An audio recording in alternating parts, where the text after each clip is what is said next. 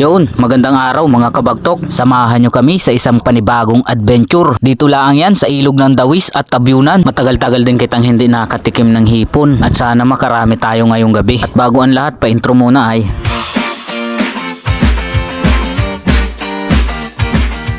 At yun na nga ni mga kabagtok. At tatlo pala nga ni kami lumakad dahil ito'y biglaang lakad baga. Paano yung minsan pag planado hindi natutuloy? Kaya habang inaplano namin ay di nagalakad-lakad na kami.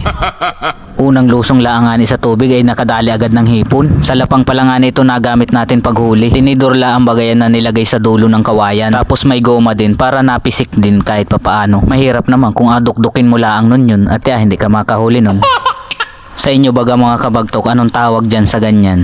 Meron din pala nga ni tayong nahuli ditong damagan. Ito yung mga native na isda dito sa ilog. Sobrang sarap pala nga nito mga kabagtok. Lalo na pag pinirito mo o kaya ipinaksiw mo.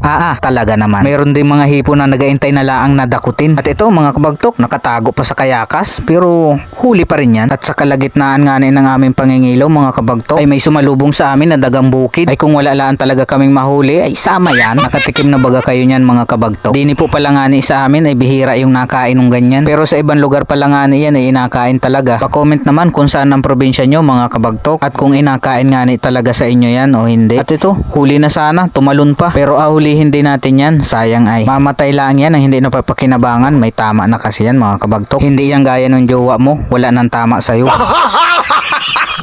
Karamihan pala nga ng huli natin mga kabagtok ay hipon na galing sa mga sapa-sapa. Yung medyo mapula ang kulay na mga hipon tapos medyo maliit yung sipit. Yung kasi mga hipon dito sa ilog medyo malalaki ang sipit. Meron nga pala kaming naakyat din na sapa mga kabagtok. Hindi na namin nabidyohan yung paakyat namin at balak namin ay doon laan sa bungad. Pero hindi namin namalayan. Mataas-taas na pala yung naakyat namin. Hindi na namin napansin yun mga kabagtok at kada akyat namin ng bato may mga nahuhuli kami ay. Kaya dire-diretso laang kami. Tumigil laang kami nung merong isang parang falls na hindi na namin kayang akyatin. Doon lang pala nga namin nalaman na medyo mataas na yung aming naakyat. Pero mas nahirapan kami doon sa pababa na. Medyo delikado ang pababa mga kabagtok. Isang maling hakbang laang pwede kang madulas. Napakadelikado talaga lalo na at puro bato ang abagsakan mo. Kaya doble ingat laan talaga mga kabagtok. Matapos nga ang mga kalahating oras na pababa, sa wakas andito na ulit tayo sa main na ilog. At ang target na natin dito ay yung mga isdang damagan mga kabagtok. Medyo kaunti ang labas ng mga hipon kaya mabawi tayo dito sa mga isda. Sobrang kunat pala ng mga katawan yan. Pandagat na nga na pana ang inagamit namin dyan. Ay pag hindi mo natamaan ng ayos ay naguhit laang dun sa katawan nyo bala ng pana. Kaya kung mapapansin ninyo mga kabagtok may mga galos na yung isda. At dito pala nga mga kabagtok napansin namin na medyo may ilaw na. Ilaw baga na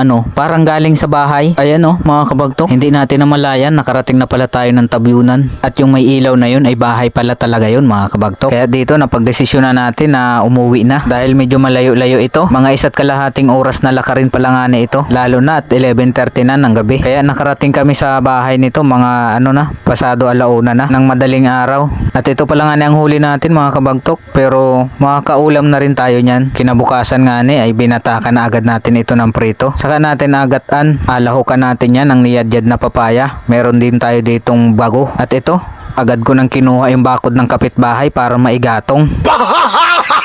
Bigyan na laan natin ng ulam para hindi magalit. At nagpainit na ako dito ng kawali at mantika. Tapos una natin ginisa yung luya. Tsaka yung sibuyas at bawang, pinagsama ko na. Tapos nilagay na rin natin yung hipon para lumasa na rin yan dyan. Ito po pala nga yung kabahagi ko laang doon sa pangilaw namin. Kaya medyo kaunti na yan. Pero dumami, nung nilagyan ng kapaya, makakaulam din. Hahaluin laan natin ito ng kaunti. Tapos alagyan ng asin. Saka natin alagay yung pangalawang gata. Tapos atakpan natin hanggang sa lumambot na yung papaya natin. Alagay na rin pala natin yung dahon ng bago para lumambot na rin. Takpan ulit natin. Kapag medyo malambot na yung papaya at malapit nang maluto, ilagay na natin yung ating unang gata. Ito na, malapit na yan mga kabagtok. Alagyan din pala nga natin ito ng dahon ng sili para medyo bumango-bango naman. Nilagay ko na rin pala dyan yung isda na damagan. Hindi ko lang napansin na patay na pala yung cellphone ko at nalobat.